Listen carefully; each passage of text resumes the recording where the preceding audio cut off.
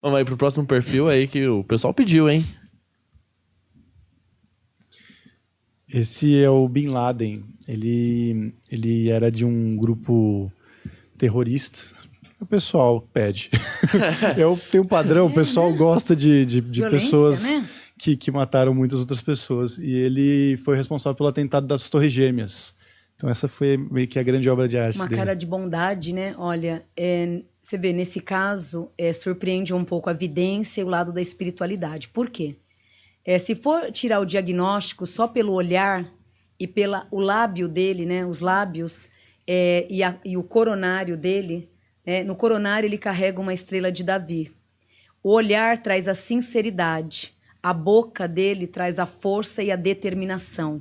Então, um dom de palavra, sedução, carismático, inteligente, prestativo, mas um coração horrento, horrento, horrento.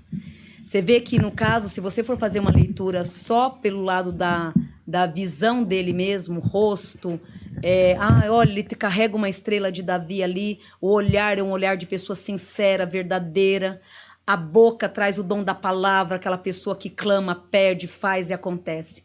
Aí na vidência você olha, traz o coração, no coração traz os 3 punhais, nas costas corresponde um demônio mesmo, ou seja, um espírito que ele veio literalmente para enganar. Então, o mental, né, o lado da inteligência, da sabedoria verbal, no olhar.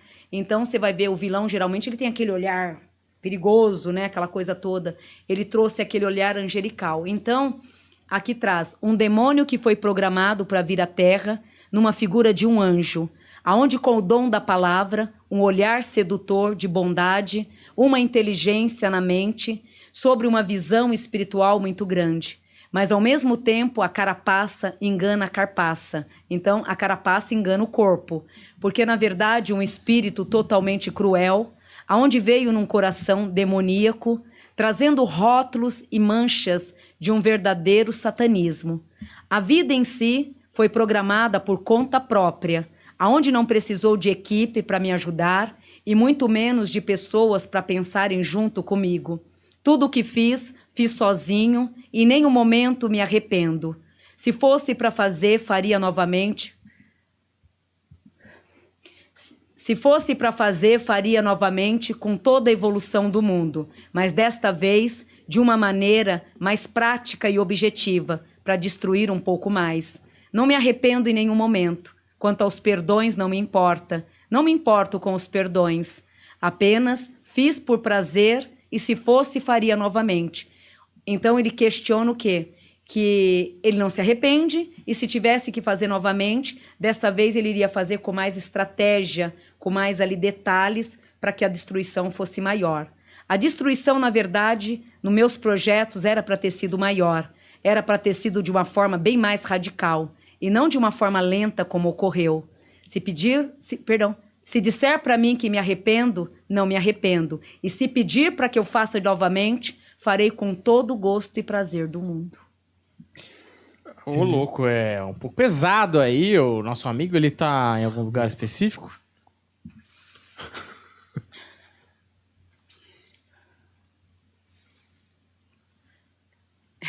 Quer parar um pouquinho? Nossa, é super pesado. É? É um espírito que ele não se arrepende de nada do que fez. Uhum. E se tivesse que fazer de novo, ele faria. E ele só se arrepende porque, no caso, o projeto dele era para ter sido a destruição maior. Ele projetou coisas piores. Mas não foi. Aqui é como se não tivesse sido nada. Não foi nada em vista do que eu planejei. Não me arrependo em nenhum momento. Você olhando assim, ninguém fala que é um homem ruim, né? Então. Talvez com um estilo um pouco ultrapassado, eu diria. Mas, assim, um homem ruim, não. Agora, é engraçado você falar isso, porque naquele... Porque ele tem um... Desculpa. Pode falar. Ele tem o mesmo sangue no olho que o pai biológico. Só que o pai biológico só teve o sangue, né? O sangue. Não teve a prática. Ele herdou toda a ruindade do pai biológico com um pouco mais do que ele já veio. Sei.